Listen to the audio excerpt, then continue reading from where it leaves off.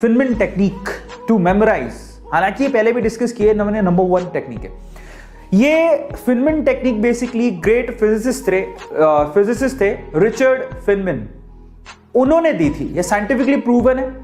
उन्होंने क्या किया था फिनमैन टेक्निक पे, जरा देखो। वो कहते थे सबसे पहले कोई टॉपिक चूज कर लो, कोई भी कर लिया, और उस टॉपिक को ना आप किसी को भी घर पे अगर कोई बच्चा है उसको पढ़ाओ, उसको समझ में आए नहीं आए फर्क नहीं पड़ता, उसको बिठा लो और उसको पढ़ाओ। और मैं अपनी टाइम में क्या करता था कि किसी बच्चे को नहीं पढ़ाता था, इनफैक्ट मैं क्या करता था कि सामने पिलो पड़ा है, पिलो को ही रख लिया, हाँ भाई पढ़, उसको तो पीछे से चांटा भी मारोगे तब भी चलेगा, उसको कौन सा लगनी है।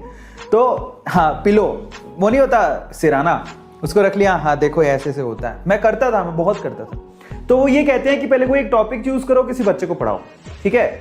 अब वो क्या कहता है, अब जब आप उसको पढ़ा रहे थे तो आप कहां कहां अटके वो देखो।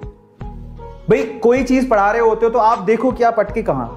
अब खुद को तो समझ में आ जाता है, इंसान खुद से तो नहीं झूठ बोल सकता, समझ में आ गया। तो खुद को समझ में आ जाएगा कि आपने मिस्टेक्स कहां करी, उन मिस्टेक्स को आइडेंटिफाई करो और उन मिस्टेक्स को फिर से रिव्यू करो। रिव्यू का मतलब आप किसी टॉपिक को पढ़ाते टाइम कहां पे अटके, आइडेंटिफाई करने के बाद क्यों अटके, कारण क्या था, क्या तुम्हें उस कॉन्सेप्ट पे क्लैरिटी नहीं थी तो टॉपिक को खोल के देखो, कॉपी को खोल के देखो जाके, या फिर जिस टीचर ने पढ़ाया था उसने कैसे पढ़ाया था उसको चेक करो। रिव्यू करने के बाद फिर से उस टॉपिक को उस बच्चे को पढ़ाओ या सिराने को पढ़ाओ। समझ में आ गया। जिस वक्त आप खुद सेटिस्फाई हो जाओगे कि नहीं यार अब तो मैंने जो पढ़ाया बेसिकली वो प्रॉपरली उसे भी समझ में आ गया होगा, क्योंकि मैं इस चीज को समझ पा रहा हूं, तो समझ लेना वो टॉपिक आपको अच्छे से याद हो जाएगा।